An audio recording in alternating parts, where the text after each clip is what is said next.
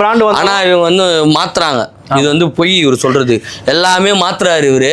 எப்படின்னா ரேட்ல மாத்துற கலெக்ஷன்ஸா டக்கு டக்குன்னு மாத்தினே இருக்காரு.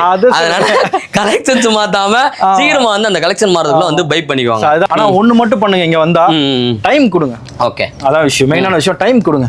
நீங்க அவசரப்பட்டீங்கன்னா இது வந்து சாப்பாடு செய்யற மாதிரி ஃபாஸ்டா செய்ய முடியாது. அப்படியே ஃபாஸ்டா நல்லா செஞ்சாதான் சாப்பாடு வந்து டேஸ்டா இருக்கும். அதே மாதிரி தான் நீங்க வந்து பொறுமையா உட்கார்ந்து ட்ரை பண்ணா மட்டும் தான் நீங்க நல்லா இருக்க முடியும். ஏன் சொல்றேன்னா ஜஸ்ட் வருவாங்க, வந்துட்டு அப்படியே மேல இப்படி பாப்பாங்க, பாத்துட்டு அப்படியே போயிடுவாங்க. விண்டோ ஷாப்பர்னு சொல்லுவோம் தெரியுமா?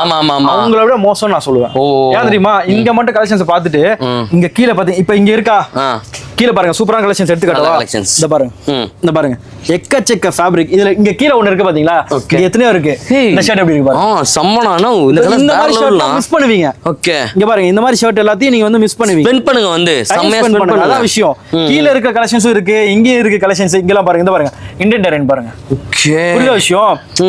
இங்க மேல இருந்து கீழ மிக்ஸ்டா இருக்கும். நானா லாஸ்டா வந்தவங்க எடுத்துட்டு கூட மேல வச்சிருப்பாங்க. இல்ல ஆமா, இப்போ என்ன விஷயம்னா கீழே உட்கார்ந்து பாக்குறதுக்கு முடியல.